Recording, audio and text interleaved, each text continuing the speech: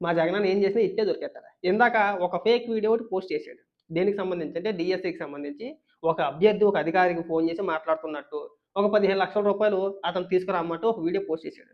తీరా చూస్తే అందులో అటుపక్క నుంచి ఎవరైతే మాట్లాడిన వ్యక్తి ఎవరైతే ఉన్నారో అతని పేరేంటంటే బొంతా రోషయ్య. ఆ బొంతా రోషయ్య ఎవరో కాదు స్వయాన మా వైసీపీ పార్టీకి సంబంధించిన కార్యకర్త. కనబడుతున్నాడా ఇక్కడ? ఒక పక్క నందిగామ సురేష్, మరో పక్క ఈ బొంతా రోషయ్య అనే వ్యక్తి ఎవరైతే ఉన్నారో అతను. ఆ ఫోన్ నెంబర్ ఎవరిదంటే అతనిదే. అతనికి సంబంధించిన ఫోన్ నెంబరే. ఈ డీటెయిల్స్ అన్నీ కూడా.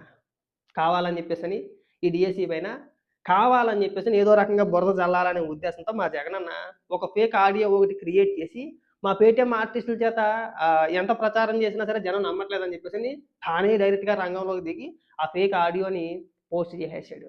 ఎరిపప్ప అయిపోయాడు. అన్న దయచేసి ఇలాంటి ఫేక్ వీడియోలు, ఈ పిచ్చి పిచ్చి డ్రామాలు ఇకనైనా సరే ఆపేత్తే బాగుంటది. మా రిక్వెస్ట్ అనుకో.